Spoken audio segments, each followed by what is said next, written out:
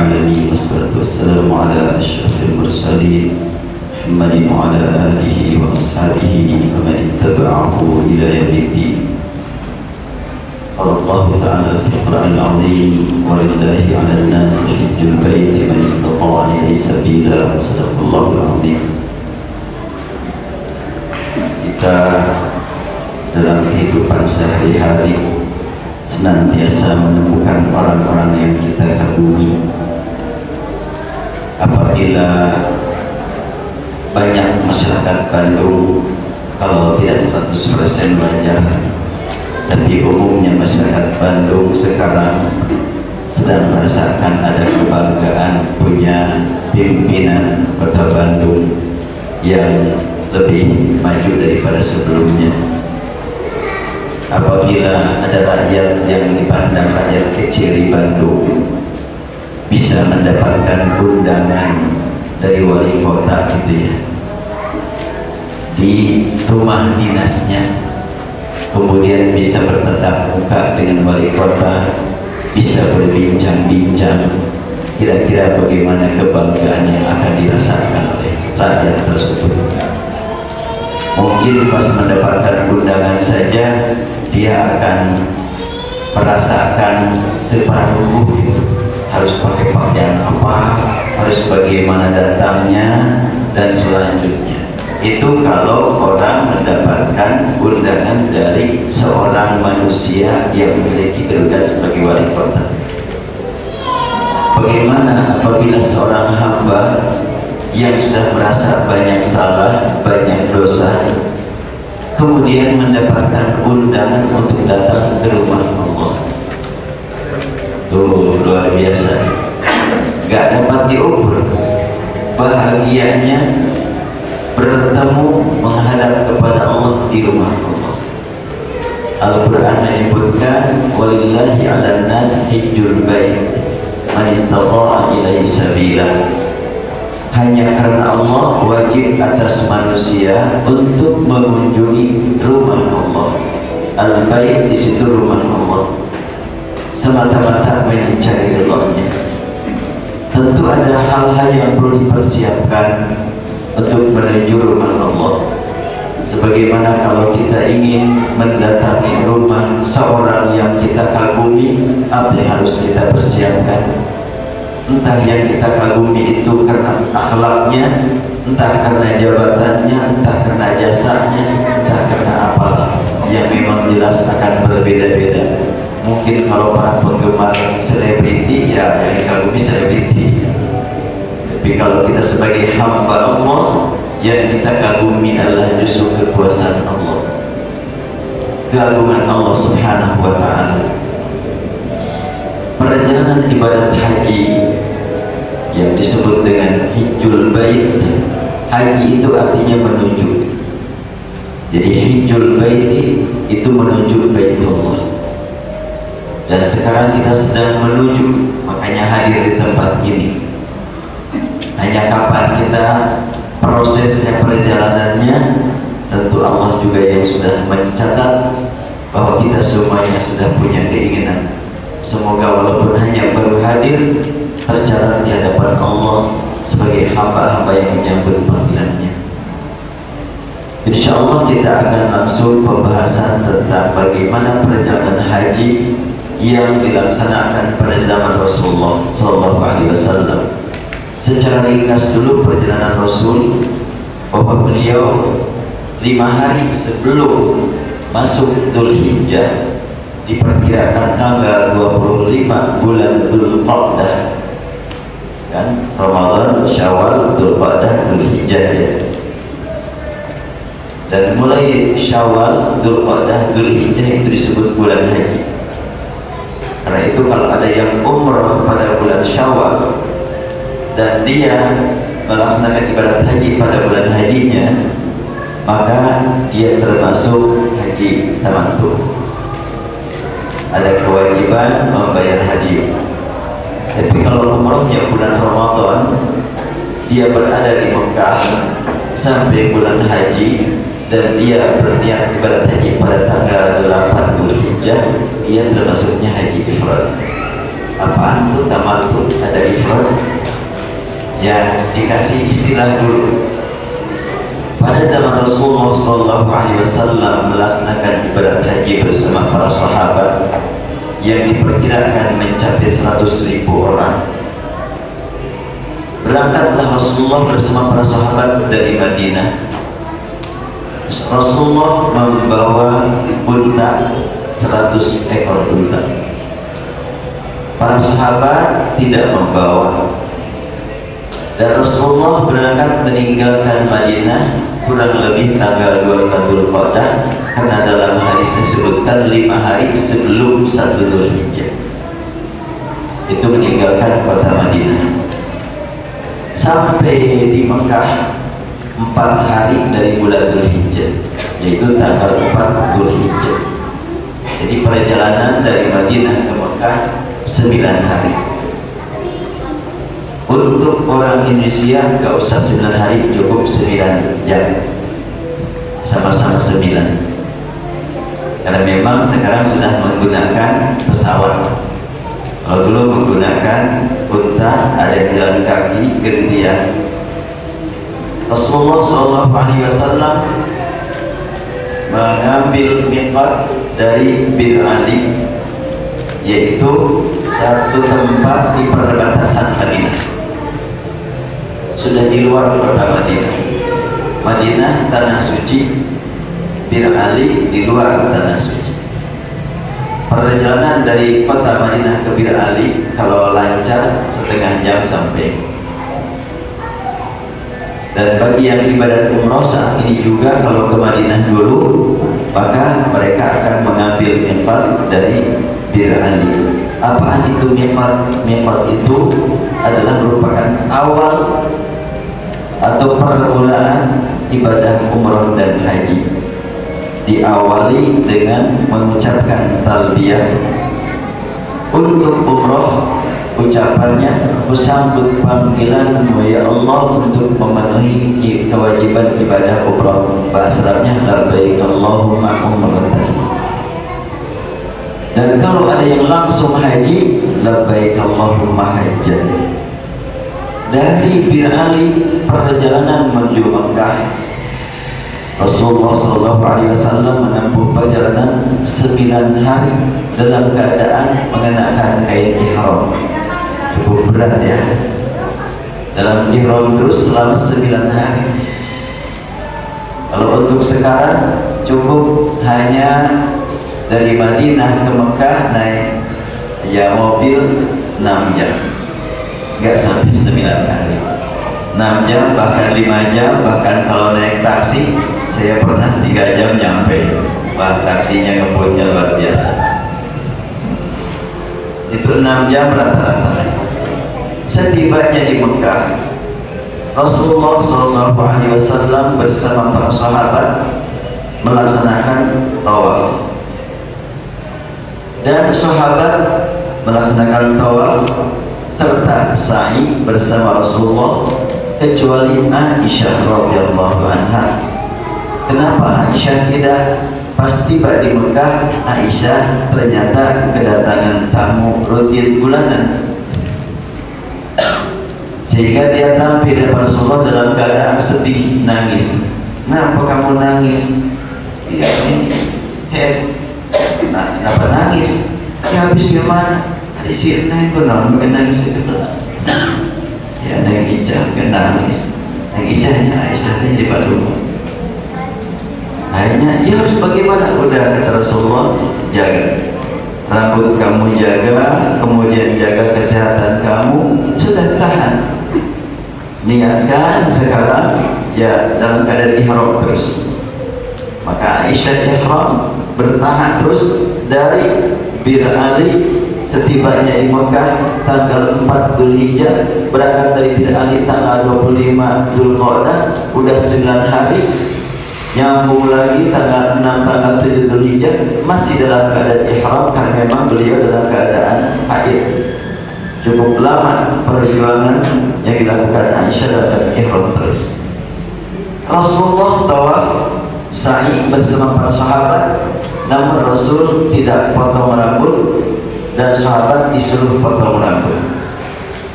Dari kondisi seperti ini sudah ada kelihatan 3 tipenya. Rasul tawaf sa'i tidak potong rambut, sahabat yang lain tawaf sa'i langsung potong rambut, Aisyah tawaf pun belum. Nah, sudah terbayang 3 tipe praktik ibadat haji yang berlangsung bersama Rasul.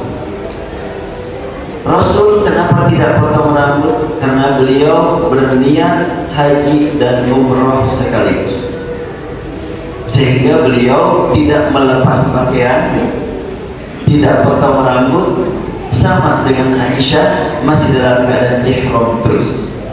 Aisyah sejak tanggal 25 Dzulqa'dah sampai waktu ibadat wukuf masih dalam keadaan ihram, demikian pula Rasulullah SAW. Untuk sahabat yang lain oleh Rasulullah disuruh potong rambut, disuruh gundul, tapi tidak sampai bersih, dipotong rambut, dan mereka disuruh memiliki kebebasan memakai wangi-wangian silahkan, bergaul dengan keluarga silahkan. Saya sebut bergaul dengan keluarga ada sopannya bahasannya, jangan terlalu polos, maka diartikan sedalam-dalamnya silahkan bagi yang punya suami istri. Ya. Kemudian setelahnya para sahabat melihat Rasulullah dalam keadaan masih berihram.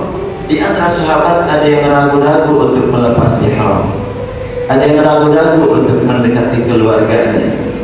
Sampai Rasulullah mendengar berita tersebut, tampil di hadapan mereka dalam keadaan wajah cukup menampilkan ketegasan. Kalau aku tidak bawa binatang hadyu, aku juga sudah potong rambut, sudah melepas pakaian ihram.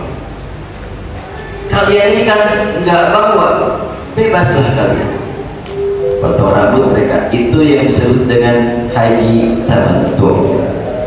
Sahabat disebut haji tamattu karena memang mereka dikasih kebebasan Rasulullah untuk melepaskan ihramnya dengan memanfaatkan kesempatan sebagaimana biasa, bebas berpakaian, bebas wangi-wangian, semua larangan ihram silakan bebaslah buat para sahabat yang haji.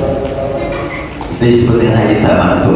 Sedangkan Rasulullah niat sekaligus umroh dan haji, maka beliau laksanakan tawaf beliau bukan untuk umroh, bukan pula untuk haji, tapi beliau tawaf selamat datang. Namun dilanjutkan dengan sa'i, kalau sa'i untuk haji dan umroh sekaligus. Sedangkan sahabat yang tadi tawaf dan sa'i sebagai rukun umroh. Perlu diulang, ada yang lupa ya, saya ulangi dari awal. Jadi setibanya Rasul bersama para sahabat termasuk Aisyah tiba di Mekah, Rasul bersama semua sahabat selain Aisyah tawaf dan sa'i. Rasul hanya tawaf dan sa'i tanpa potong rambut, sahabat disuruh untuk potong rambut. Dan Aisyah jangankan potong rambut, tawaf dan sa'inya saja belum. Maka terbayang oleh kita ada 3 tipe perjalanan haji yang bersama Rasul. Ada yang dilaksanakan Rasul, ada yang diperintahkan Rasul, ada yang dibimbing Rasul. Berarti kalau begitu 3-tiganya sunnah Rasul. Jangan kita beda-bedakan, ini lebih utama, ini di bawah utama. Enggak, semuanya dari Rasulullah SAW. Dan Rasul bersabda, khudhu anni manasikakum, ambil dariku manasikmu. Rasul tidak bersabda, hendaklah kamu haji dengan hajiku. Enggak. Kalau Rasulullah menyuruh semua sahabat untuk haji seperti haji Rasulullah, kasihan kaum wanita yang berhalangan. Dan juga tadi yang bersama Rasul dari kaum pria saja tidak seperti Rasul semuanya. Bahkan hampir tidak ada yang berangkat bersama Rasul seperti Rasul 100%. Yang seperti Rasulullah, yaitu yang mengambil haji qiran, justru yang berangkat dari luar Madinah, antara lain Ali bin Abi Thalib. Dia berangkat dari Yaman, dia bawa kambing. Maka Ali juga tidak mengambil haji tamattu, tapi haji qiran. Jadi haji tamattu disebabkan karena tidak membawa haji. Haji qiran disebabkan karena bawa haji. Dan Aisyah radhiyallahu anha tidak umrah karena dia dalam keadaan berhalangan. Langsung ihramnya itu untuk haji saja. Bahasa Arabnya haji unggul, bukan bahasa Arab itu namanya. Nah, bahasa Arabnya haji ifrad. Ifrad itu menyendiri haji saja. Jadi ada haji saja, itu Aisyah disebut ifrad. Ada haji bareng dengan umrah disebut haji qiran. Ada umrah dulu baru bersenang-senang, bebas dari berbagai larangan, bersenang-senang, bahasa Arabnya tamattu, disebut haji tamattu. Dari Bandung sudah pasti tidak akan ada yang bawa kambing ke Mekah. Karena tidak akan ada yang bawa kambing ke Mekah, maka tidak mungkin ngambil haji qiran. Kalau haji ifrad mungkin enggak. Di antara ibu-ibu yang masih muda, apabila magis berangkat mendapatkan kloter terakhir, mungkin berangkat tanggal 4 atau tanggal 3, nyampe di sana tanggal 4 Dzulhijjah. Kemudian dia kedatangan haid, ya otomatis tanggal 8 masih haid juga kan, maka bisa mengambil haji ifrad untuk kaum ibu. Itu penyebabnya. Namun perkembangan fikih di antara bapak-bapak juga ada yang mengambil haji ifrad, sehingga setibanya di Mekah dia tidak melepas ihram, terus dalam ihram sampai tiba tanggal 8, 9 sampai haji dia dalam ihram terus. Kalau memang ada penyebab yang dia ingin mengambil haji ifrad, silakan saja, tapi jangan beranggapan bahwa haji ifrad lebih utama karena enggak bayar dam. Jadi sering muncul pemahaman seperti itu. Semuanya juga tidak kena wajib dam kalau tidak melakukan pelanggaran. Yang wajib kena dam itu kalau ada pelanggaran. Terus kalau tamattu nggak wajib dam, kalau nggak melanggar enggak. Tapi kan selalu ada pungutan buat beli kambing, itu bukan dam namanya, itu hadyu. Apa bedanya dam dan hadyu? Ini akan lebih luas lagi dalam pembahasan yang lebih rinci nanti dalam perjalanan manasik hari-hari berikutnya. Sekarang secara global itu. Nah, sudah kebayang 3 tipe perjalanan haji tadi. Ada tamattu yang dilaksanakan oleh umumnya sahabat, ada qiran yang dilaksanakan oleh Rasulullah, ada ifrad yang dilaksanakan oleh Aisyah radhiyallahu anha. Terus dulu ini namanya. Sekarang sudah kita lihat ada tamattu, ada qiran, ada ifrad. Pertama kita perhatikan yang disebut dengan rukun dan wajib. Kata rukun dan kata wajib, jelas ini adalah merupakan kesepakatan para ulama mengangkat istilah rukun dan wajib. Rasul tidak menyebutkan ini rukun haji, rukun umrah. Tapi setelahnya diperhatikan praktek Rasul dan pernyataan Rasul, antara lain Rasulullah menegaskan bahwa al-hajju arafah, berarti rukun, dan tidak sah haji tanpa ihram, maka itu juga rukun. Sehingga kalimat rukun ini yang menentukan sah dan tidak sahnya pelaksanaan ibadah. Apabila salah satu rukun tertinggal, terganggu semuanya, tidak akan sah. Itu makna rukun. Maka pertama rukun haji adalah ihram, Ihram itu mengharapkan atas diri kita semata-mata ingin melaksanakan perintah Allah. Apa yang kita harapkan? Yang halal. Kalau yang haram diharapkan gak ada artinya. Justru kita mengharapkan yang halal. Pakai wangi-wangian kan halal, sekarang haram. Bapak-bapak pakai baju, pakai dasi, pakai jam panjang kan halal, uang ihram haram. Buat apa sih mengharapkan yang halal? Ingin belajar di hadapan Allah untuk menjauh dari yang haram. Ternyata yang halal pun bisa dijauhi, apalagi yang haram. Yang berguna bisa dijauhi, apalagi yang tidak berguna. Itu ruhnya atau nilai filosofinya dari ihram tersebut. Ihram tentunya antara bapak dan ibu berbeda, tetapi sama-sama menahan diri dari yang berguna, dari yang halal. Ditahan diri dulu. Diharapkan setelahnya kita mampu selama ihram menjauh dari yang berguna dan dari yang halal, pulangnya dari haji kita semakin mampu menjauhi yang tidak berguna dan yang tidak. Kemudian wukuf di Arafah. Rasul menegaskan al-hajju Arafat. Ini enaknya pakai T ya, Arafat. Beda soalnya Arafah dengan Arafat. Kemarin saum Arafah, di sini hari Sabtu ya. Di sana wukuf Arafat hari Jumat. Kenapa kok bisa begitu? Ya nggak masalah. Wukuf itu di Arafat pakai T. Saum itu saum Arafah, bukan Arafat. Nah, ini nantilah bahasanya belakangan ini. Saya soalnya menemukan hadis yang berbunyi tidak ada saum bagi orang, tidak ada saum Arafah bagi yang sedang berada di Arafat. Beda ya, Arafah dengan Arafat.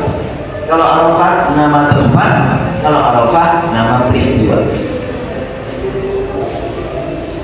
Nah, ini masih belum memasyarakat di kita ya. Sehingga ketika kemarin wukuf hari Jumat di Arafat, rame di sini. Bagaimana kok saum Arafat di sana hari Jumat, kok di sini hari Sabtu? Ya iyalah, di sini saum Arafat, bukan saum Arafat. Arafah itu hubungan dengan peristiwa yang dialami Ibrahim dulu tanggal 9 Dzulhijjah. Ternyata 9 Dzulhijjahnya di Indonesia hari Sabtu, 9 Dzulhijjahnya di Mekah hari Jumat, begitu. Gak masalah. Tidak mesti sama, tapi perjalanan bulan materinya juga gak sama. Nah, belum ditampilkan nih tampilan Mekah sekarang kan? Sekarang ini jam 10 ya, nanti Mekah sekarang jam 6 ya, nggak bisa disamakan, tetap aja ada perbedaan. Baik, jadi ada wukuf di Arafat, kemudian tawaf ifadah. Apa itu tawaf ifadah? Tawaf haji setelah wukuf. Kemudian sa'i juga ada sa'i untuk haji, ada sa'i untuk umroh. Tadi kalau Rasulullah karena disatukan haji dan umrohnya, baik tawaf rukun ataupun sa'i rukun cuma satu kali beliau laksanakan. Satu tawaf untuk haji dan umroh dan satu sa'i untuk haji dan umroh. Itu praktek Rasulullah. Para sahabat yang dibimbing oleh Rasulullah dengan mengambil haji tamattu, tawaf sa'i untuk umroh dengan tawaf sa'i untuk haji berbeda. Pertama mereka pas tiba di Mekah, tawaf dan sa'i, bebas pakaian yang disebut dengan tahallul. Kemudian pas nanti sudah haji, mereka juga tawaf dan sa'i. Yang pertama tawaf sa'i untuk umroh, yang kedua tawaf sa'i untuk haji. Kalau Rasulullah yang pertama tawaf selamat datang, langsung dilanjutkan dengan sa'i untuk umroh dan haji.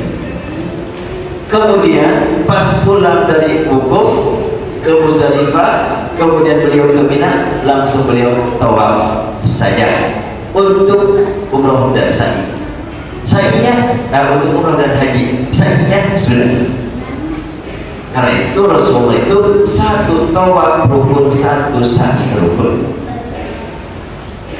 Para sahabat 2 tawaf rukun dan 2 sa'i. Aisyah radhiyallahu anha tawaf sa'i terlebih dahulu untuk haji, belum umrah. Itu perbedaannya. Sahabat yang lain tawaf sa'i untuk umrah sebelum haji. Kita lanjutkan. Jadi rukun haji, ihram, wukuf di Arafah, tawaf ifadah dan sa'i. Makanya Maqdis berkeyakinan bahwa perjalanan haji kita dengan ngambil haji tamattu harus 2 kali sa'i. Sa'i untuk umrah setelah tawaf untuk umrah, dan sa'i untuk haji setelah tawaf untuk haji. Kecuali kalau ada yang mau haji qiran, bawa domba mangga sampai di bandara Cengkareng juga dibalikin tuh domanya. Gak mungkin besar. Nah, kemudian wajib haji. Kalau rukun bila ditinggal tidak sah hajinya. Makanya kalau tidak sa'i, tidak sah hajinya, sama dengan tidak tawaf. Tapi kalau wajib itu mesti kita laksanakan. Bila tidak terlaksana karena penyebab tertentu yang sulit untuk dihindari, maka ada penggantinya. Itu kalau wajib. Dan pengganti itu bukan sama tentunya, yang namanya pengganti nggak akan sama dengan yang digantinya kan. Kalau kita ingin mendengarkan seorang penceramah yang kita kagumi, ternyata dia berhalangan, penggantinya pengganti kan gitu. Sama demikian juga kalau umpamanya kita meninggalkan salah satu wajib haji, kemudian diganti, tidak akan sama dengan yang digantinya. Wajib haji pertama, ihram dari miqat. Ihramnya rukun, tapi dari miqatnya wajib. Artinya apa? Apabila kita berangkat dari Indonesia langsung ke Mekah, maka miqatnya bukan Bir Ali, tapi miqatnya entah ya Lamlam atau Qarnul Manazil, tergantung perjalanan pesawat yang kita tunggangi. Sebab kalau dari Indonesia dari sini kemudian ke Mekah di sini, itu kan ada yang ke bawah ke selatan masuk Jeddah. Nah, kalau ini dilewati ya Lamlam. Tapi kalau dari sini ke sini kemudian ke Jeddah, maka ini yang dilewati adalah Qarnul Manazil. Tergantung pesawat lewat mana. Jadi kalau kita umpamanya dalam keadaan niat haji langsung ke Mekah, tidak ke Madinah dulu, kemudian sampai di Jeddah kita belum mengenakan ihram, berarti sudah melewati miqat. Artinya kita sudah meninggalkan satu kewajiban. Sah juga ihramnya, insya Allah masih tetap sah, cuma ada kewajiban tambahan, pengganti. Apa penggantinya? Ya, membayar 1 ekor kambing. Tadi sudah disebutkan harganya, soalnya belinya bukan dari DSUI-nya, bukan dari ZI, tapi belinya di sana. Harga di sana lah gitu. Harga di sana antara 400-450 real, tergantung kualitas. Kemudian apabila ditinggal mabit di Muzdalifah, ini juga bisa terkena dam juga tadi. Dari Arafah menuju Muzdalifah, menuju Mekah atau menuju Mina, dilewat Muzdalifahnya itu kena wajib dam. Kemudian tawaf wada, kecuali bagi wanita haid. Tawaf wada ini juga sepakat ulama menyatakan wajib, yaitu tawaf di akhir perpisahan. Kemudian apa nih?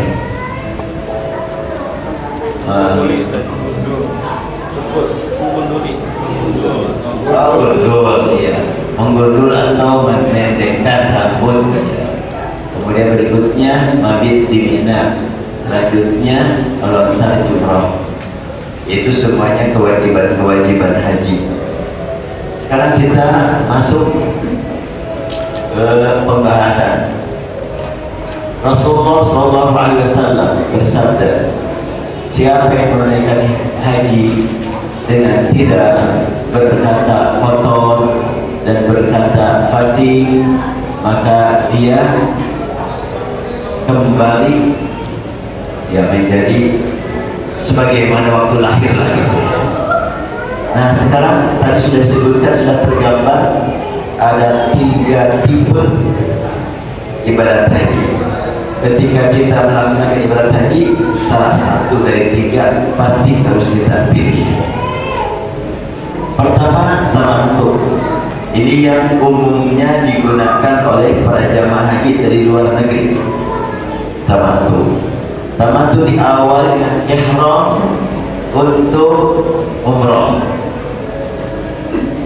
Kalau kita jadwalnya tanggal 1 Dzulqa'dah, itulah ihram dan umrah. Kalau kita berangkat tanggal 20 Dzulqa'dah, waktu itulah praktek umrah. Jadi waktu untuk ihram ini tidak ada kaitan dengan penetapan waktu di sana, tergantung kita nyampainya di sana kapan. Kemudian setelahnya kita ihram, dan kalau kita berangkat menggunakan gelombang kedua, tadi kata Pak Kasih biasa Makis suka bagian gelombang kedua. Baru 1 kali kita ambil gelombang 1, bagian gelombang 1. Kemarin juga gelombang kedua. Kemarin kita meminta gelombang 1, tapi ternyata bagian gelombang kedua. Capek asik kalau ngatur-ngatur itu ya, biar nggak bisa jalan. Nah, bedanya apa gelombang 1 gelombang kedua? Kalau gelombang 1 dari Jakarta langsung ke Madinah. Di Madinah nginap 8 malam dalam keadaan belum ihram, masih bebas di Madinah untuk mengunjungi tempat-tempat penting di Madinah. Ada 5 tempat penting dikunjungi di Madinah, tapi tidak ada kaitan dengan haji. Apabila tidak ke Madinah, hajinya tetap bisa sempurna asal benar-benar praktek hajinya. Di Madinah 5 tempat yang penting dikunjungi. Pertama, Masjid Nabawi, sholat di situ punya nilai lebih. Kemudian ziarah ke makam Rasulullah, menyampaikan salam. 2, 3, ziarah ke Baqi, tempat kuburan para sahabat dan kaum muslimin. 4 adalah Masjid Quba.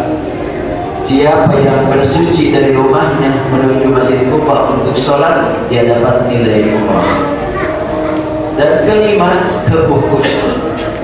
Rasul bersabda, Uhud jabalun uhibbuhu wa yuhibbuni. Uhud ini gunung yang aku cintai dan mencintai aku. 5 tempat yang disyariatkan untuk kita kunjungi di Madinah. Yang lain-lain, kebun kurma nggak disyariatkan, tapi diperlukan. Iya, asal kurma nggak disyariatkan itu, tapi diperlukan bagi yang memang memerlukan. Nah, kemudian dari Madinah 8 hari di gelombang pertama ya, baru menuju Mekah. Adapun yang gelombang kedua, dari sini ke bandara, dari bandara langsung ke Jeddah. Kalau tadi tidak ke Jeddah dulu, karena langsung bandaranya bandara Madinah. Kalau dari sini, dari Cengkareng langsung ke Jeddah. Di Jeddah sudah dalam keadaan ihram.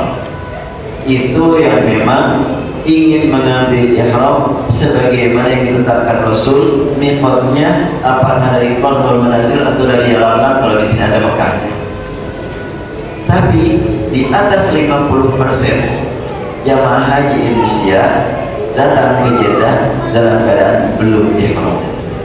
Itu di atas 60%. Sah ataukah tidak sah, kita tidak berbicara ponisnya. Kita doakan saja orang-orang yang sudah seperti itu mendapatkan ampunan dari Allah dan bagi kita tentunya harus berhati-hati, jangan sampai meninggalkan kewajiban ini nih, miqat dari ihram dari miqat. Jeddah kenapa dijadikan miqat?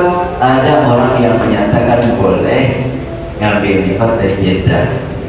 Siapakah orang tersebut? Enggak perlu dicari lah. Yang paling penting yang patut kita tegaskan adalah Rasul menetapkan miqat, itu yang akan kita ambil. Dan kalau memang ukuran, mereka mengambil alasan ukuran. Jadi kalau pokoknya di sini Jeddah, dari Indonesia ke sini, ada umpamanya dari Yalamlam ke Jeddah, dari Jeddah ke Mekah itu 110 kilo kalau dari bandaranya. Sementara Yalamlam ke Mekah lebih dekat. Berarti kalau itu Jeddah lebih utama. Bukan urusan jarak keutamaan dan tidak utamanya, sah dan tidak sahnya, tapi ketetapan Rasulullah. Sebab dalam praktek ibadat haji atau umroh ini banyak sekali praktek-praktek yang logika kita belum sampai. Tidak patut kita berkata tidak nasional, tapi otak kita enggak nyampe. Makanya tundukkan akal kita atas perintah iman dan ilmu, supaya kita dalam kehidupan sehari-hari juga siap menerima semua yang Allah tetapkan, walaupun rasio kita belum mampu memahaminya. Nah, jarak antara Jeddah ke Mekah dengan Yalamlam ke Mekah ternyata Jeddah lebih jauh, tapi Rasulullah tidak menyatakan Jeddah itu tempat miqat. Adapun Madinah memang lebih jauh lagi. Dari Madinah ke Mekah itu 400 kilo lebih. Kemudian kita lanjutkan bahasan ihram dan umroh dan tawaf. Tawaf untuk umroh waktunya sangat ditentukan oleh jadwal keberangkatan kita. Setelahnya tawaf langsung sa'i. Ini masih berbicara tentang haji tamattu. Setelah sa'i langsung memendekkan rambut. Disunahkan pendek rambut pada waktu umroh, dan pada waktu haji digundul gitu, dihabisin. Ini waktu fleksibel. Terus tahallul dari ihram umroh. Setelahnya dipotong rambut, maka kita mendapatkan hukum halal untuk kembali aktivitas sebagaimana biasa. Mendapat halal disebut tahallul. Jadi tahallul itu bukan praktek potong rambut, tapi setelahnya potong rambut dapat tahallul. Itu maknanya. Tahallul itu bebas halal dari yang diharamkan saat ihram. Lalu setelah itu ihram untuk haji. Nah, ini tidak pakai tanggal, tergantung kita jadwalnya. Tapi pas nanti tanggal 8 Dzulhijjah kita mulai siap-siap kembali untuk ihram. Kalau yang pertama ini ihram untuk umrah, yang kedua adalah ihram untuk haji. Bagi haji tamattu, bagi haji qiran sejak dari sini masih dalam keadaan ihram. Demikian pula bagi haji ifrad sejak awal masih dalam keadaan ihram. Jadi kalau haji tamattu 2 kali ihram, 2 kali tawaf, 2 kali sa'i.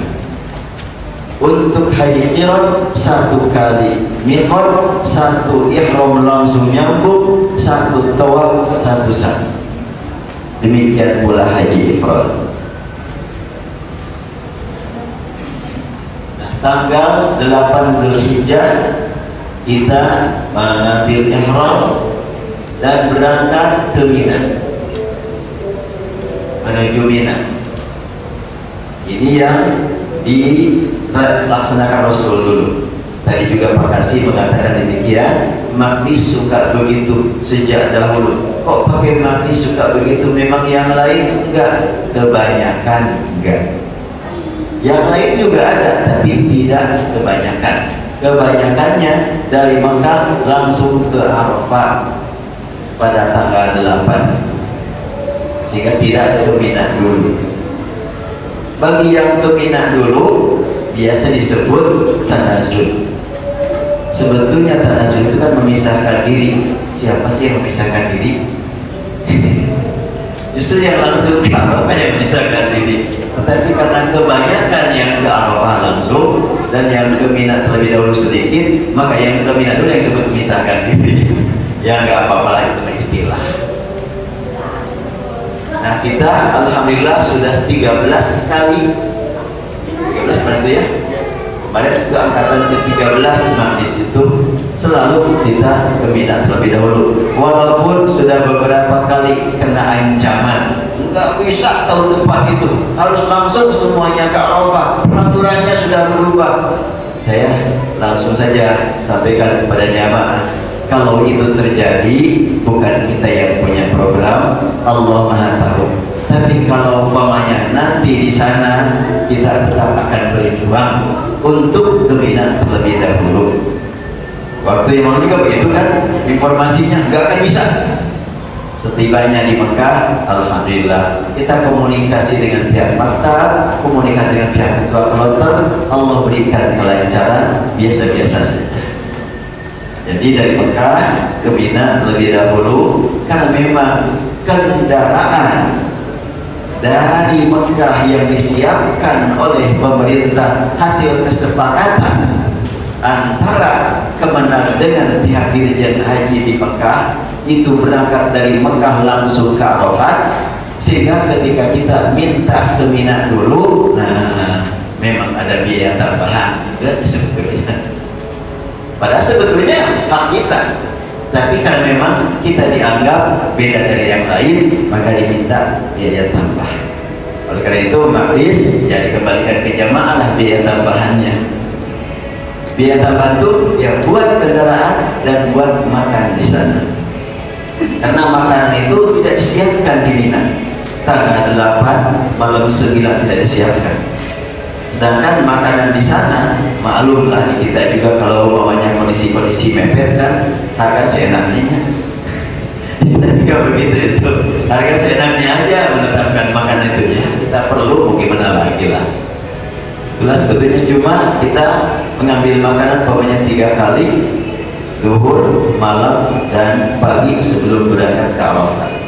Itu ya harga kita siapkan lah, karena kita memang ingin meraih ibadah yang benar. Apalah artinya harta kalau memang sudah Allah siapkan surga kan? Gak punya arti sebesar bagaimanapun kalau memang tujuan kita adalah mendapatkan surga. Nah ini jelas sekali bahwa tanggal 8 di Mina. Dan gambar ini bukan majlis yang buat. Gambar ini yang buat adalah Menteri Haji di Mekah. Dibikin dengan berbagai bahasa, Arab, Inggris, dan bahasa-bahasa yang lainnya. Saya bawa waktu itu, dibawa tahun berapa ya? Benar lagi. Udah lama soalnya. Wah ini ada ini, langsung saya bawa. Waktu itu saya bawa Arab dan Indonesia. Gambar ini dari sana ya. Nah, kemudian sebelum dari sini tanggal 8 kemudian menuju ini apa nih? Mina.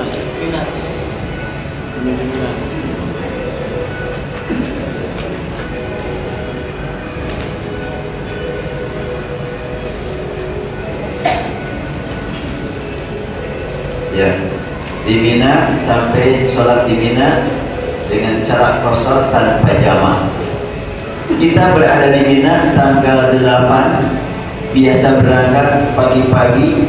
Bahkan kalau memang pihak orang Makkah atau pengurus Makkah memberangkatkan kita tanggal 7 malam tanggal 8, nggak masalah. Yang paling penting kita mulai miqat itu tanggal 8. Dan kemarin pun begitu, kita diberangkatkan malam. Berarti waktu itu wukuf hari Jumat, di Mina hari Kamis. Nah kita berangkat dari Mekah ke Mina Rabu malam. Karena bisnya akan diberangkatkan besoknya itu semuanya ke Arafah. Oleh karena itu kita diberangkatkan dari Mekah ke Mina malam Rabu. Kita berangkat ke Mina malam Rabu, belum waktu untuk ihram. Tapi ihram itu kan tanggal 8 ya. Tadi tanggal 8 ihram. Karena kalau untuk haji bagi tamattu miqatnya miqat waktu. Ditetapkan oleh waktu tanggal 8. Kalau untuk umroh miqatnya miqat tempat. Melewati tempat itu harus keadaan ihram. Kalau haji melewati waktu itu, nah waktu itulah mulai ihramnya. Nah itu maka ada dua miqat untuk haji tamattu. Miqat tempat, miqat waktu. Untuk haji ifrad hanya miqat tempat. Untuk haji qiran juga hanya miqat tempat. Untuk tamattu miqat tempat dari yang kita lewati dan miqat waktu untuk haji. Nah, ini adalah kita berada di Mina mulai miqat. Kalau kita diberangkatkan dari Mekah ke Mina malam tanggal 8 atau tanggal 8 malam 9 tanggal 7 malam 8, maka masih dalam keadaan pakaian biasa. Waktu kemarin pun begitu, malam Rabu kita nginap di Mina ya masih bebas. Besoknya mereka kumpul di tempat di Mina, di tenda. Saya menyampaikan pengarahan lagi. Kemudian jam 9 semuanya sudah siap untuk ihram. Baru saya bimbing niat ihram untuk haji sudah berada di Mina. Dan kita lebih enak memang menikmati Mina. Kan kalau musim haji tanggal 10, 11, 12 di Mina ada toilet. Kadang-kadang kalau mau ke toilet itu barisnya itu 5 orang, 4 orang. Maksudnya nunggunya. Tapi banyak betul. Tapi kalau tanggal 8 mah bebas. Satu toilet berdua, dua toilet bersatu, atau 5 toilet dikuasai seorang, boleh aja. Bebas kalau tanggal 8. Belum banyak pengguna karena jamaahnya masih sedikit. Kemudian ini di Mina kita berada. Sholat selama berada di Mina yang 4 dikosor jadi 2, yang 2 tidak jadi 1, yang 3 tidak jadi 1,5, tapi yang 4 saja jadi 2 tanpa jamak. Itu adalah praktik Rasul. Karena itu saya mengambil kesimpulan pribadi yang mudah-mudahan tidak menyimpang, bahwa qashar penyebabnya safar, jamak penyebabnya sibuk. Ketika tidak sibuk tidak ada alasan untuk jamak.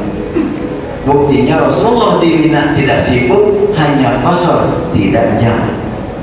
Di kita sering pahami jamak qashar, jamak qashar, jamak qashar kan seakan-akan satu paket jamak dengan qashar. Padahal jamak dengan qashar beda penyebab. Qashar itu perjalanan silakan qashar, tapi perlu ditegaskan sejak sekarang karena sekian orang memandang bahwa selama kita di perjalanan sholat harus qashar terus. Bukan harus, boleh. Tapi bolehnya kita mengqashar di perjalanan, baik waktu umrah ataupun waktu haji, jangan dipandang sebagai penghalang untuk mencari keutamaan sholat berjamaah Masjidil Haram. Artinya, selama kita beribadah haji atau umrah, memungkinkan sholat di Masjidil Haram, manfaatkan, sayang sekali. Tapi kan saya mau diqashar, nah kalau diqashar tidak akan berjamaah pada imam Masjidil Haram dong. Kan gitu. Apalagi di jamaah, apa yang berjamaahnya? Makanya kami mengambil pemahaman bahwa silahkan kalau mau mengqashar ketika memang tidak punya kesempatan atau kondisinya tidak mendukung kita untuk sholat di Masjidil Haram, umpamanya kita sedang di luar mau mengkosor silakan saja, tapi kalau kita sedang berada di sekitar Masjidil Haram, ya sholatlah di situ. Keutamaannya jelas ditegaskan Rasulullah 100.000 kali lipat. Bagaimana kalau jamaahnya sampai ratusan ribu, lebih tinggi lagi nilainya itu. Sudah angkanya tinggi, kuantitasnya juga tinggi kalau jamaahnya banyak. Kan nilai itu ada nilai angka ya, kuantitatif ada kualitatif ya. Kuantitatifnya 100.000, kualitasnya bagaimana? Tergantung. Di sini 1 kali 1 nilainya kalau khusyuk. Kalau tidak khusyuk 1 kali 0. Oh di Mekah di Masjidil Haram 100.000. Kalau tidak khusyuk 100.000 kali 0.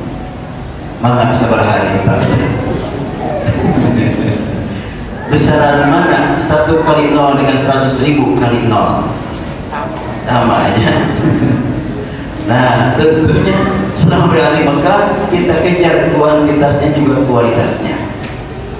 Karena itu tidak bisa dilarang orang mau mengkosor, tetapi jangan sampai berpandangan bahwa dikosor selama di Mekah lebih baik daripada berjamaah kepada Imam Masjidil Haram. Nah ini keliru.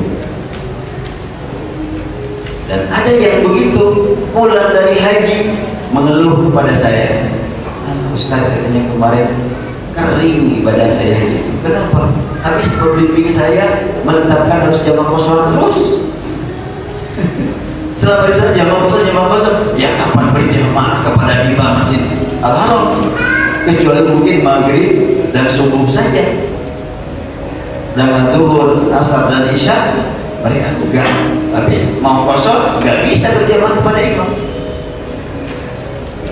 Nah ini perlu dipahami bahwa jamak dan kosor ada penyebab tertentu dan statusnya dispensasi, keringanan itu pilihan. Selama dinamai pilihan berarti boleh diambil, boleh tidak. Tentunya kita ingin meraih keutamaan, ya keutamaan sholat berjamaah dengan Imam Masjidil Haram gak akan diambil itu kosor itu. Nah kita lanjutkan. Jadi selama di Mina dikosor tanpa jamaah.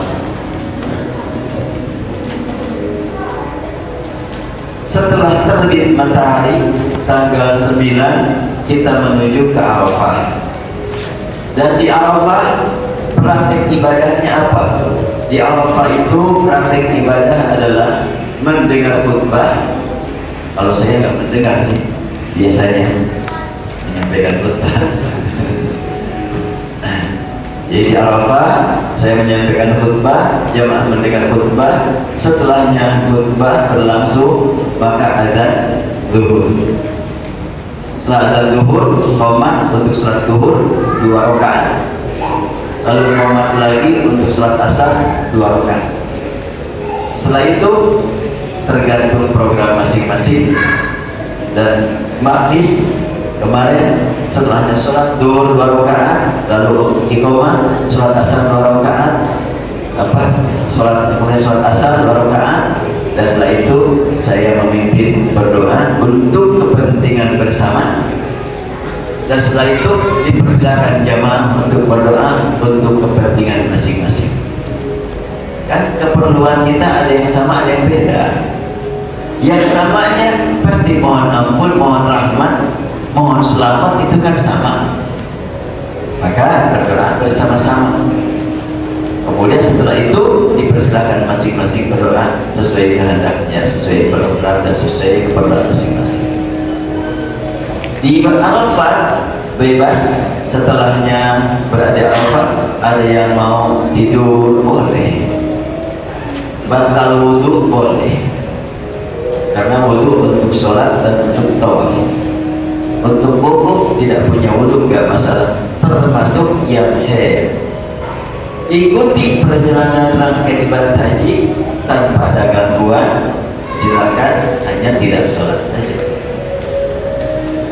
Di Arafah praktek ibadah haji itu sejak tergelincir matahari sampai terbenam matahari, itu yang namanya wukuf di Arafah. Bagaimana kalau datang ke Arafat terlambat? Terlambatnya jam berapa? Ya kira-kira jam 3 sore boleh. Lebih dari itu jam berapa datangnya? Jam 5 sore udah mau terbenam matahari, masih dapat wukuf? Enggak, saya mau jam 8 malam baru nyampe di Arafat, masih sah wukufnya. Rasul sewaktu berada di Muzdalifah, dari Arafat ke Muzdalifah, tiba-tiba ada datang seorang sahabat dalam keadaan kecewa berat. Ya Rasulullah, aku terlambat, maklum di kendaraannya sering mogok, apa kendaraan dia himar, sering mogok, lagi sakit. Maka terlambat datang ke Arafat, tapi sempat berhenti di Arafat, sempat membaca kalimat tauhid, sempat beristighfar, lalu menuju Muzdalifah. Rasul bersabda, siapapun yang menemui aku malam ini di sini pulang dari Arafat, dia dapat haji.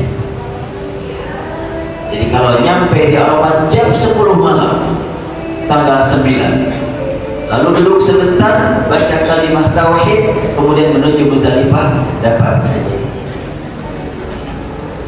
Dulu ada haji plus, kurang duit dengan manasiknya, karena memang plus duitnya dan plus fasilitasnya, bimbingan kurang. Berapa bis ada safarinya, itu datang ke Arafat jam 2, jamaah tidak mau masuk Arafat, mau balik lagi harus diberangkatkan tahun depan. Tanggung jawab travel, bangkrut langsung travelnya, nggak bisa memberangkatkan lagi. Ya mungkin sekian puluh miliar harus diganti mereka. Mana biaya hajinya juga kan plus di atas $6.000 per orang. Beberapa bis waktu itu kalau tidak salah ada 4 bis atau 5 bis. Berarti kalau 200 kali, waduh luar biasa gitu. Cukup berat biaya yang harus diganti. Kayaknya nggak memberangkatkan lagi, sudah berarti itu travelnya juga. Tidak perlu saya sebutkan travelnya, walaupun sudah rahimahullah, sudah almarhum. Itu karena memang kurang pengetahuan tentang masalah manasik. Jadi di Arafat itu waktu sampai kalau malam tanggal 9 itu masih waktu. Tapi itu bukan tanggal 9 lagi dong, itu sudah malam tanggal 10. Kita berbicara tentang jam, matahari ukurannya. Bicara tentang hari untuk haji, hijriah ukurannya. Tanggal 9 Dzulhijjah itu hari apa? Tentu melihat kalender hijriah. Tapi mulai jam berapa wukuf sampai jam berapa? Ya kalender Masehi. Makanya ada orang yang jangan dibilang sok ya, tetapi itu adalah ilmu dia baru sampai situ. Kalender kita itu hijriah, Masehi itu kalender kafir, kan gitu ya. Kalau kita memandang kalender Masih adalah kalender kafir, terus kalau kita mengetahui waktu sholat pakai kalender berlandaskan jadwal waktu berdasarkan kalender apa? Semua jadwal waktu sholat berlandaskan kalender Masih. Gak ada kalender hijriah. 1 Muharram umpamanya sholat subuh jam sekian, gak ada itu. Yang ada 1 Januari sampai sekian Januari. Kenapa? Sebab waktu sholat itu ditentukan oleh perjalanan matahari, dan kalender yang menggunakan perjalanan matahari adalah kalender Masehi. Jadi Rasulullah SAW menyatakan sah wukuf sampai malam hari sekalipun. Kalau kemarin wukuf tanggal hari Jumat, bila ada yang datang ke Arafat hari Jumat malam Sabtu jam 10, duduk sejenak, baca kalimat tauhid, la ilaha illallah wahdahu la syarikalah, lahul mulku wa lahul hamd, yuhyi wa yumiitu wa ala kulli syai'in qadir, terus berangkat dari Muzdalifah, dapat wukuf. Kemudian setelahnya di Arafah melaksanakan wukuf dengan mendengarkan khutbah, sholat zuhur, sholat asar, berdoa bebas. Dan Rasulullah sholat zuhur asar di Masjid Namirah, kemudian berangkat meninggalkan masjid menuju Bukit Rahmah. Disitulah beliau berdoa. Jadi kita temukan Bukit Rahmah. Di situ ada tugu, dan dipahami oleh umumnya masyarakat, bukan Indonesia saja tapi dunia, bahwa Bukit Rahmah itu bukit tempat pertemuan Adam dengan Hawa. Nggak tahu saya dari mana itu dalilnya. Sehingga di situ ada bukit, ada tugu berwarna putih. Itu setengah tugu itu banyak tulisan. Apa tulisannya? Neng Iis, Kang Asep, Mas Dedi, dengan macam-macam lah gitu. Katanya kalau yang belum punya ingin segera dapat jodoh dia, yang sudah nikah ingin langgeng, katanya. Wah, macam-macam. Akhirnya oleh pemerintah Saudi itu tuh yang berwarna putih itu setengahnya dicat hitam, dihapus. Tapi kan nggak kalah akalnya bawa spidol silver. Tulisannya putih-putih. Alhamdulillah. Dan ternyata yang nulis itu bukan cuma orang Indonesia. Yang tulisan huruf Arab juga banyak. Memang ini siapa yang pertama itu yang mengatakan itu pertemuan Adam dan Hawa, nggak tahu. Yang dari situ kan urusan akidah.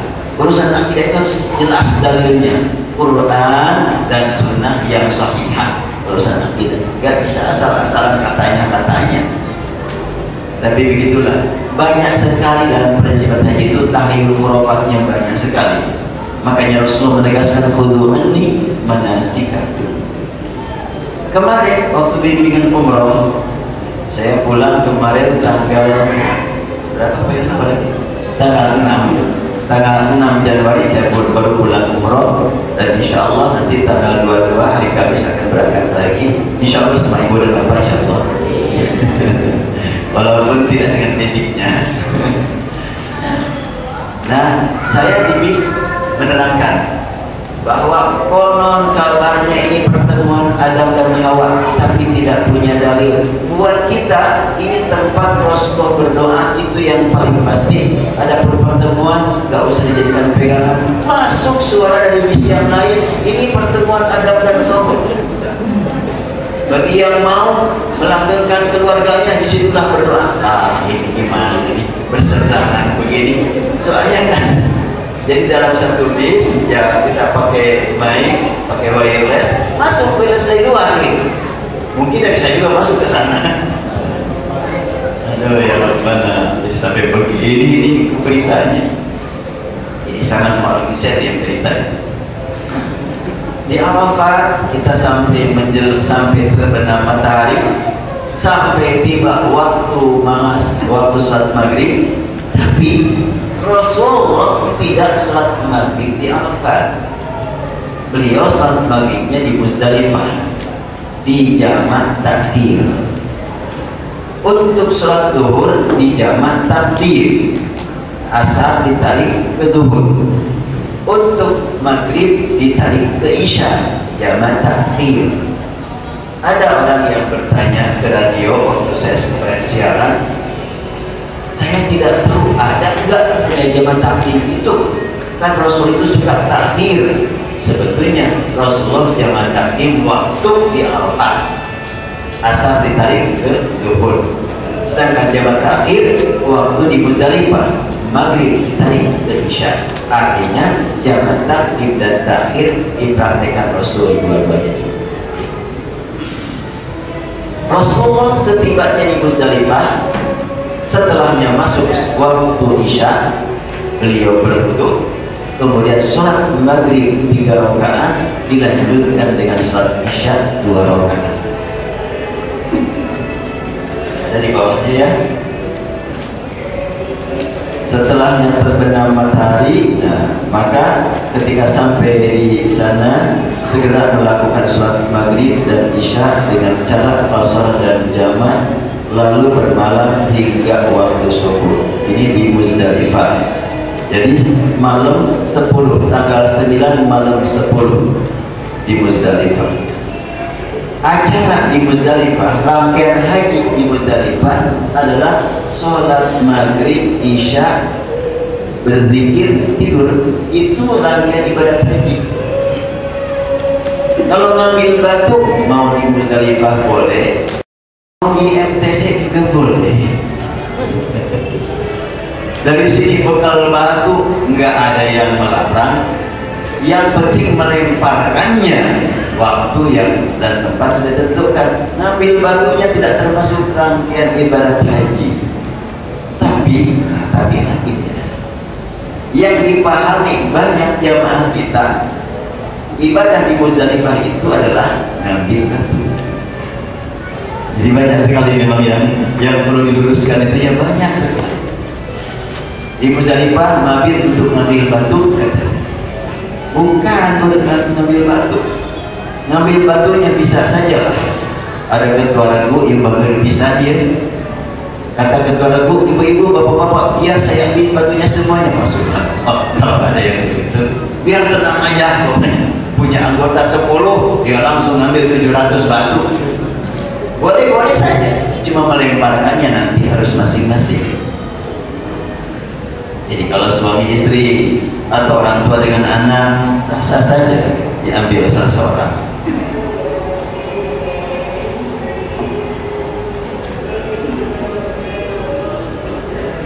Nah, tadi kita pertemukan ini dari Qiran, dari tamattu, dari Qiran, dari ifrad. Dari Qiran, ihram, kemudian ihram untuk haji ya, dan umrah sekaligus. Kemudian dia tawaf qudum namanya, bukan tawaf umrah, bukan pula tawaf haji, tapi tawaf qudum ini wajib. Kemudian sa'i ini adalah sekaligus sa'i untuk haji dan umrah. Lalu jamaah haji tetap dalam ihramnya dan menjauhkan larangan ihram menuju Mina. Sama menuju Mina tanggal 8 Syawal, dan berada di Mina sama praktek ibadahnya, mau yang qiran mau yang tamattu sama. Demikian pula yang ifrad juga ihram untuk haji, kemudian tawaf qudum kalau memang dalam keadaan bersih bagi laki-laki, buat orang sana. Kalau buat kaum wanita belum bisa tawaf kalau ifradnya karena haid. Kemudian sa'i langsung, dan dia tetap dalam keadaan ihram juga menuju Mina sama. Lalu kita menuju Musdalifah. Praktek ibadah di Musdalifah adalah sholat maghrib 3 rakaat, lanjutkan isya 2 rakaat, zikir sejenak, lalu tidur. Tidurnya di hotel apa di Musdalifah? Iya, hotel, dan sederajat hotel berbintang miliar bintang, langsung kelihatan bintangnya di atas. Sederajat itu hotelnya di Musdalifah itu. Tenda pun juga disiapkan kalau di Musdalifah. Langsung semuanya gelar tikar atau gelar sajadah terserah, sama sederajatnya. Dan itu juga merupakan pelajaran yang sangat berarti. Kita kembali ke asal jadi kita dari tanah. Tidak ada perbedaan antara pejabat dengan rakyat, antara kaya dengan miskin, sama semuanya.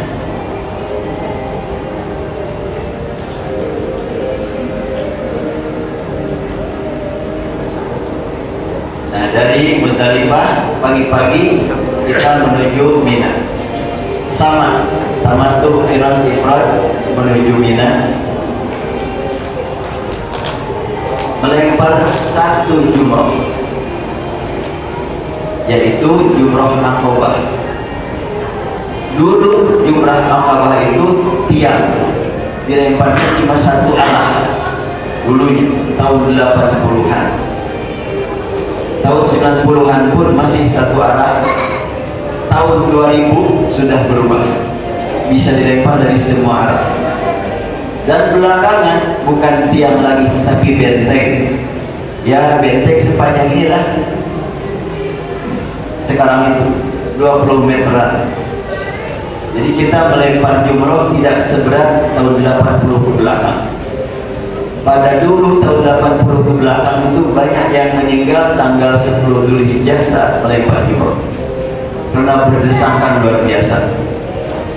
Saya masih ingat waktu masih kuliah dulu dikasih tugas untuk membawa jamaah 11 orang saja. Itu dari awal, dari Jeddah ke Jeddah 11 orang saya bawa. Ketika tawaf bersama saya, ketika sa'i sama saya, ketika belanja juga, kecuali ketika tidur enggak. Saya tidurnya di asal bisa tidur, mereka di hotel kan gitu. Waktu kuliah dulu. Nah, ketika melempar jumroh, saya bawa 11 orang. Kalau ini jumroh, saya simpan di situ. Ibu, bapak tunggu di sini ya. Ya, saya bawa dulu bapak-bapak. Pegang, silakan lempar. Saya itu bawa lagi bapak satu lagi. Langsung diangkutan. Ketika saya tanya, Pak siap bawa ibu? Siap. Ya, serahkan dia. Yang tidak siap saya bawa lagi satu persatu. Sehingga kadang-kadang 10 anggota saya bawa satu kali, jadi 10 kali saya membawa mereka. Itu dulu tahun 80 sampai tahun 90 begitu. Saya setiap tahun dulu dari tahun 84 sampai tahun 90, setiap tahun itu aja kerjaan setiap musim haji. Nah, sekarang tidak demikian lagi. Untuk melempar jumroh sekarang ringan karena satu arah orang. Jadi kalau pemainnya ini adalah benteng, kita langsung pemainnya, kalau ini adalah bentengnya, dari sini sampai sini, pokoknya datang dari situ, maka saya langsung bawa jamaah dari sini. Saya tetapkan pada jamaah, jangan dulu melempar sebelum saya silakan. Di sini kan kalau pokoknya mulai benteng dari sini, rata-rata orang dari situ sudah melempar dari kejauhan, ada yang kena, ada yang enggak. Maka saya bawa dulu, putar dulu, bawa jemaah terus sampai ke sini, langsung saya bawa sampai sumurnya sudah bisa dipegang. Silakan ibu melempar dari dekat. Karena rata-rata orang kan kalau pokoknya datang dari sana sudah kelihatan benteng, mau segera melempar. Dari situlah penuh orang. Sebelah sini itu rata-rata sepi. Iyalah teknik ya. Jadi memang praktek ibadah haji itu baru akan beres dan lancar kalau pembimbing minimal memiliki 3 syarat: tahu, jujur, pengalaman. Tahu dan jujur gak punya pengalaman repot. Punya pengalaman kurang bertanggung jawab walaupun tahu repot juga.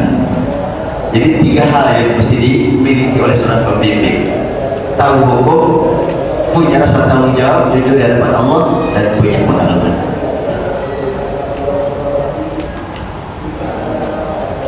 Jam 11 ya? Belum lama. Nah, kemudian setelahnya melempar jumrah Aqabah tanggal 10 Dzulhijjah, lalu menyembelih hadyu. Itu praktek Rasul dulu.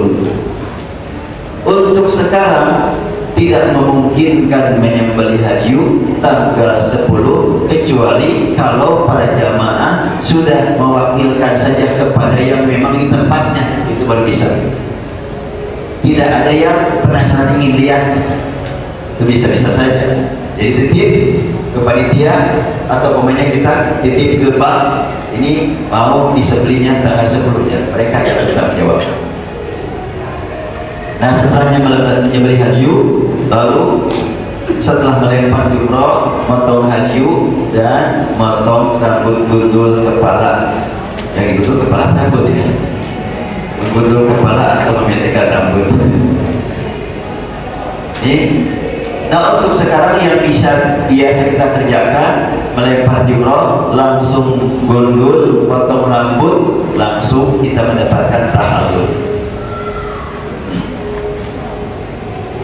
Nah, tanggal 10 juga. Dan kalau memungkinkan tanggal 10 juga untuk tawaf dan sa'i dipersilakan. Dan itu biasa dilakukan kalau pribadi-pribadi. Kalau perombongan cukup berat.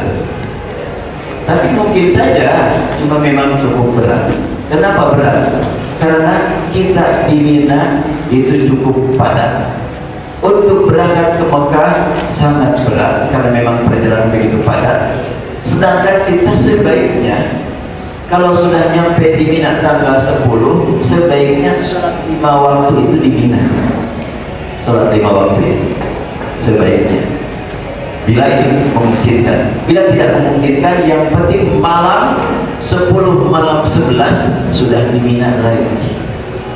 Apabila kita maksakan ke Makkah tanggal 10, ya harus siap menghadapi resiko yang boleh jadi malamnya belum nyampe ke Mina. Itu tentunya akan terkena lagi nanti, kena dam, itu tidak mabit di Mina.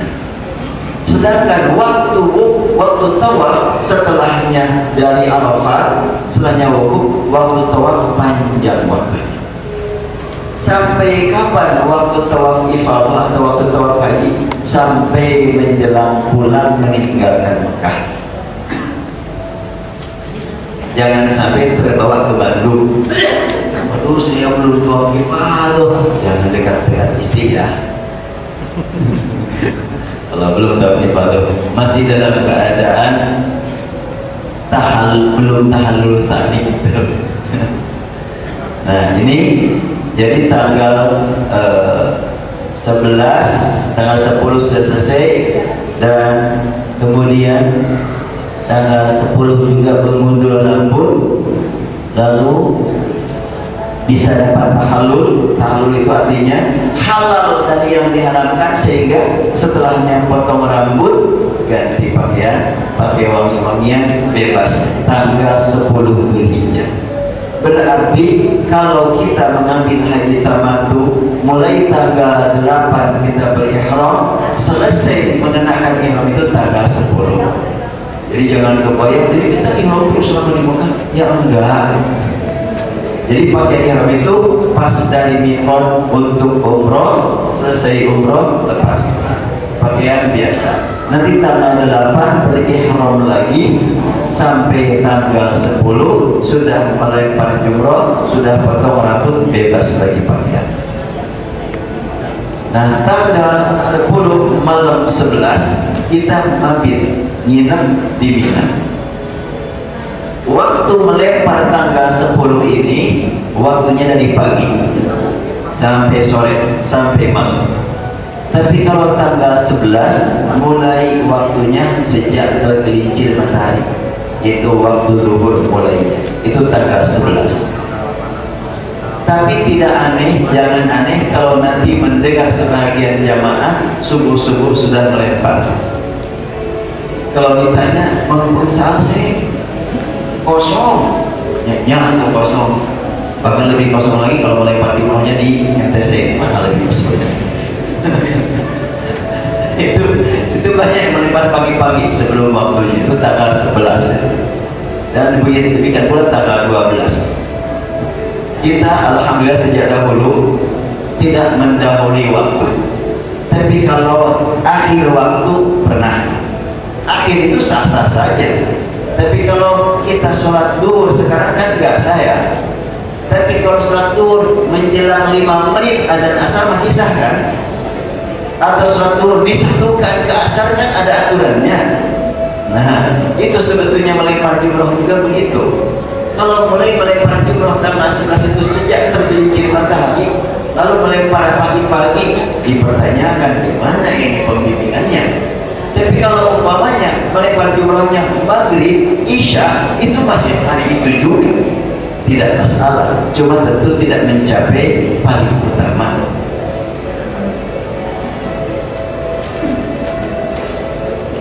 Nah, setelahnya kita selesai tanggal 11, 12 malam, tanggal 11 itu adalah melempar jumroh semuanya. Kalau tanggal 10 yang dilempar cuma satu.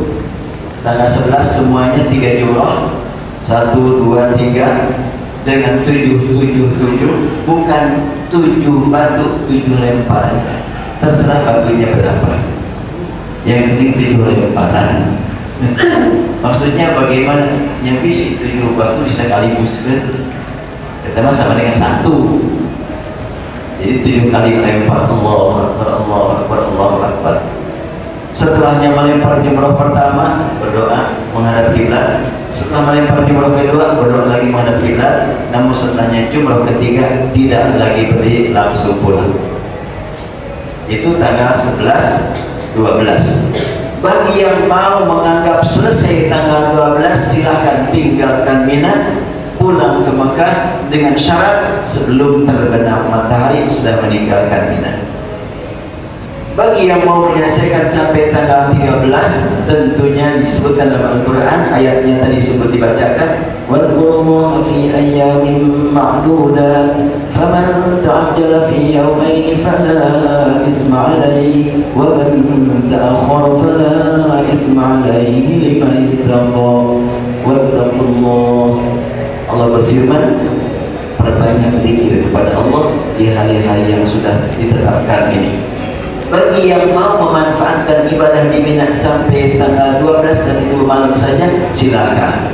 Bagi yang mau menambah lagi ketakwaan dengan ibadah di Mina, silakan sampai tanggal 13. Dan majlis termasuk yang mengambil pulang tanggal 13 sudah berkali-kali. Dulu kita juga pernah mencoba tanggal 12 pulang, waduh harus jalan kaki dari Mina ke Mekah karena padat. Lebih cepat jalan kaki daripada naik bis. Geser dikit bis itu tanggal 12. Tapi kalau tanggal 13 karena tinggal sedikit lagi kita lancar. Nah, kita manfaatkan malam tanggal 13. Tanggal 12 malam tanggal 13 itulah biasanya majlis mengambil acara yang tidak dilaksanakan orang lain, yaitu qiyamul lail bersama di Mina. Berdoa terakhir perjalanan ibadah di Mina. Maka biasa saya laksanakan begitu malam tanggal 13 kemarin, berarti kan 1, 10, Ahad 2, 11, Senin 12, Selasa 13, Rabu. Nah kemarin malam Kamis, malam Rabu, malam Kamis kita mulai berjamaah masjid di Mina di tenda. Itu terasa ada kenikmatan tersendiri. Nah, pulang tanggal 13 dari Mina ke Mekah, belum ada yang tawaf ifadah, kecuali ada 2 orang. Jadi ada seorang bapak bersama istrinya, Ustaz, istri saya ini sebentar lagi katanya akan datang, saya ingin tawaf sekarang. Oh iya, kalau gitu bapak bisa bayar ya. Udah dia berangkat bersama istrinya tawaf. Betul, tidak lama ya. Bagus lah itu. Jadi bagi yang memang kondisi seperti itu ya dipersilakan. Tapi umumnya kemarin pulang tanggal 13 dari Mina, pulang ke Mekah tanggal 14 belum siap ternyata tawaf, masih pada ya batuk, pilek, capeknya lah. Tanggal 15 baru rame-rame saya tawaf ifadah bersama mereka. Kalau sudah tawaf ifadah itu disebut dengan tahallul kedua. Kalau tadi waktu potong rambut di sini baru tahallul pertama. Bedanya apa tahallul pertama tahallul kedua? Tahallul pertama bebas dari berbagai larangan kecuali satu, rahasia si bapak dengan si ibu. Nah, kalau sudah tahallul kedua rahasia pun bebas gitu. Itu artinya. Tapi bisa gitu. Nah, itu bapak lain jangan dibahas. Jadi kalau sudah selesai tawaf ifadah sudah bebas. Selesai ya ibadat haji, tinggal nunggu pulang. Mana menjelang pulang baru tawaf wada. Terus selama di sana apa aja kita? Silahkan perbanyak tawaf sunnah. Kalau ada yang mau ngajak umroh buat bolak-balik ke Tan'im ke Ji'rana, saya tidak tahu dalilnya. Saya tidak akan berkata salah atau benar, saya tidak tahu dalilnya. Karena kan kalau tidak tahu dalil nggak usah berkata iya dan tidak lah gitu. Yang jelas kalau para ulama Mekah, ulama Madinah sama sekali bukan saja tidak mendukung, tapi kalimatnya pun sahhatil umratu wa tukhalifus sunnah.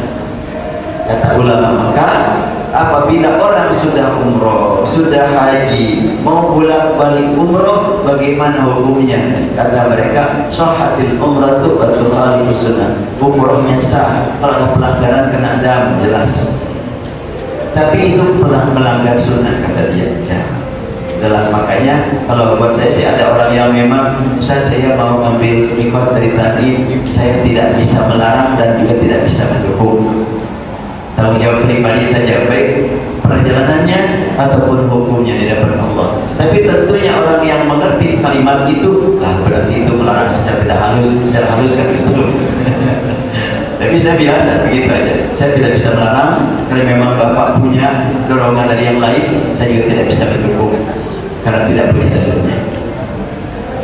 Untuk perjalanan, jadi sebab belum tawaf wada berarti belum selesai rangkaian haji kita. Ada tawaf, ada sa'i, ada umroh, ada haji, tawaf wada baru selesai. Tapi kan ada dari umroh ke umroh adalah kafaratul lima bainahuma. Iya, ini belum selesai umrohnya. Jadi dari umroh ke umroh itu, kalau sudah pulang ke Bandung, berangkat lagi umroh ke sana, nah itu merupakan penghapus dosa. Tapi kalau selama di sana umroh terus-terusan, ya umroh yang pertama belum selesai karena belum tawaf wada. Itu yang saya pahami. Wallahu a'lam. Makanya dalam hal ini, karena kita adalah bertemu dengan jutaan masyarakat yang datang dari berbagai penjuru dunia, gak usah ngotot kalau ada perbedaan, hargai dan doakan. Itu adalah kunci buat kita untuk membersihkan hati kita. Apabila ada orang yang kita pandang salah ini, tapi dia ngotot dengan kesalahannya, doakan semoga dapat ampunan. Selesai kan? Jangan sampai kita, ini gimana? Udah, kita juga belum tahu nilainya dari Allah. Kita cari nilai tambah dengan mendoakan orang lain. Baik, kita mau jam 12. Jam 12 ada waktulah sebentar. 10 menit paling ya. Tanya jawab. Memang ini kita perjalanannya juga cukup panjang, jadi materinya juga cukup lama ya. Tapi insya Allah nanti dalam bimbingan manasik yang berapa kali pertemuan? 15 kali pertemuan insya Allah akan dimatangkan. Berapa? 1 Maret kita mulai bimbingan manasik secara rutin setiap sepekan sekali insya Allah.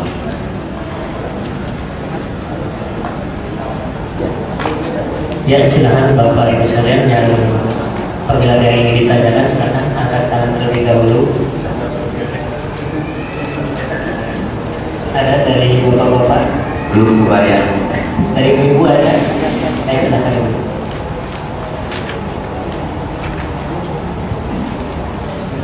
Assalamualaikum, saya Dina. Saya mau tanya Pak, kalau kita naik pesawat yang kloter yang kedua, terus mikotnya itu pembimbingnya dikasih tahu, atau kalau seandainya untuk kebetulan bukan Bapak yang membimbing itu, pembimbingnya tahu di mana kita harus mulai berikut. Ya. Semua pesawat yang menuju Jeddah yang mengantarkan jamaah haji, dari pihak pesawat mengumumkan ini adalah tempat mikot. Cuma kalau tidak disiapkan jamaahnya, cuma mendengar oh ini mikot, sudah selesai. Kalau saya alhamdulillah sejak dahulu suka minta izin ke pihak pesawat untuk mengumumkan, bahkan sejak minimal setengah jam sebelum lewat mikot saya sudah membimbing talbiyah pesawat. Saya selalu begitu, langsung saya mendekati kru pesawat, saya bilang nanti setengah jam sebelum mikot mohon izin saya minjem pengeras suara pesawat. Kemarin juga begitu, saya langsung dari pihak pesawat, tapi saya berusaha dengan bahasa yang tidak menyinggung perasaan. Saya bilang kita semuanya akan melewati mikot sebentar lagi. Bagi yang mau mengambil ihram dari mikot Qardul Manazil, maka sejak sekarang sudah harus disiapkan, lepaskan berbagai larangan, dan setelah itu saya nanti beberapa menit lagi akan membimbing talbiyah. Nah, ya ada jamaah dari KPIH yang lain, wah terima kasih Ustaz dikasih tahu, berarti pembimbingnya enggak. Nah kemudian setelahnya mereka kita bapak-bapak sudah siap dalam keadaan pakaian ihram, langsung saya minta izin ke pihak kru pesawat. Langsung saya terangkan lagi, periksa lagi sebelah bapak-bapak, barangkali ada pakaian nempel yang terlalang. Sepatu hijab saja kalau pakai sepatu, ada kaos dalam, ada lain sebagainya. Terus sekarang tutup kepala, terus dilepas dulu. Setelah itu mari kita sama-sama meluruskan niat menghadap kepada Allah. Saya pimpin. Setelah itu labbaik Allahumma hajjan, labbaik Allahumma umratan, langsung saya pimpin target pesawat. Barang 5 menit atau 10 menit.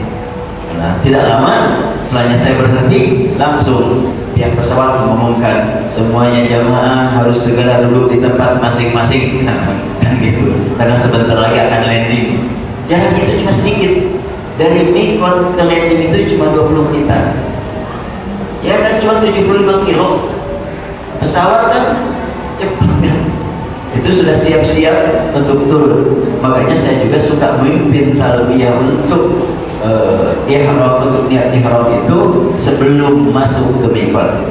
Mungkin masih sekian puluh kilo lagi lah gitu. So, kalau sudah lewat lagi sudah tidak bisa lagi saya bergerak. Sedangkan saya harus meriksa dan harus megang mic saya harus sambil berdiri. Nah, mic itu mic pesawat. Jadi langsung saya umumkan kepada mereka. Dan itu sejak dahulu pernah saya dilarang oleh ketua kloter. Gabung katanya lah. Oh, udah saya motor aja datang, langsung saya datangi pilotnya, saya mohon izin. Oh iya, dihargai oleh pilot pun juga, langsung saya memimpin. Itu masih ingat tahun 96 belum ada kami hamakis, sampai saya sempat ya kata orang barat mati bahudan itu ketua kloter. Gaya berbiasa oleh Allah jadi saya. Ya Allah. Baik, barangkali satu pertanyaan saja ya. Ya, lanjut di sana nanti 1 Maret insyaallah. Saya juga mau ada acara lagi nih pada Zuhur di Masjid Istiqomah. Bagi yang mau hadir silahkan ke Masjid Istiqomah Citarum. Dalam acara temanya adakah di hatimu Al-Quran gitu judulnya. Wallahu a'lam. Subhanakallahumma bihamdika asyhadu an la ilaha illa anta astaghfiruka wa atubu ilaik. Allahumma ya Rabbana lakal hamdu kama yanbaghi li jalali wajhika wa 'azimi sultanik.